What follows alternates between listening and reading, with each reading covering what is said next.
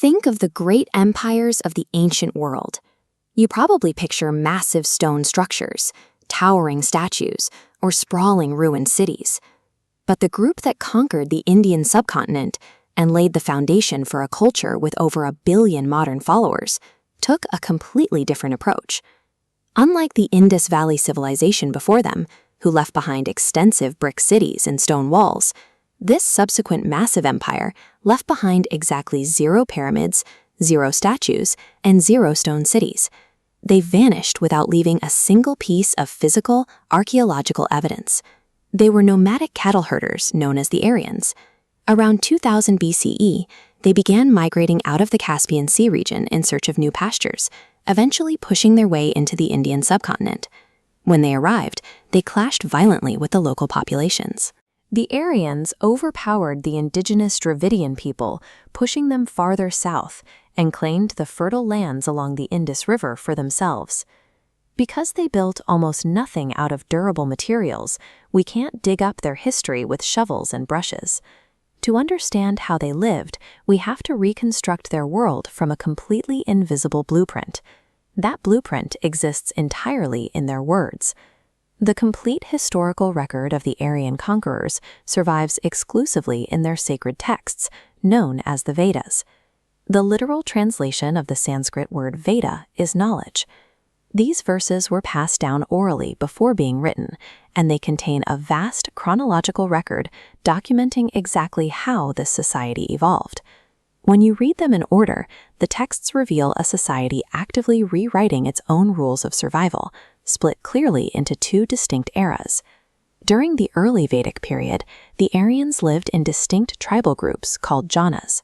Their kings, or rajans, functioned as military protectors, tasked primarily with defending the tribe, and relying on councils of elders for governance. Their economy was entirely pastoral. A person's wealth was measured purely by the number of cattle they owned, and all trade was conducted through a straightforward barter system. Socially, this era was highly progressive. Women held equal rights with men, enjoyed a high social standing, and female scholars actively composed many of the sacred hymns.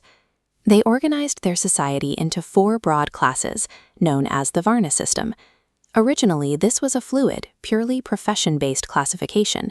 People could freely change their professions, and as a result, shift their social standing. Their religious practices reflected this simplicity.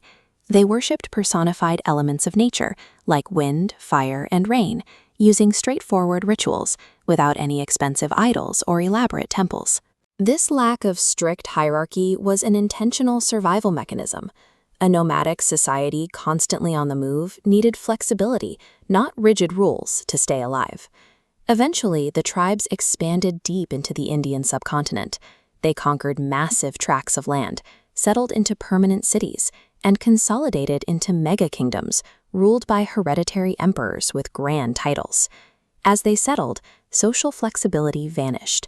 The open Varna system locked into a strict hereditary caste system, with Brahmins and Kshatriyas permanently at the top.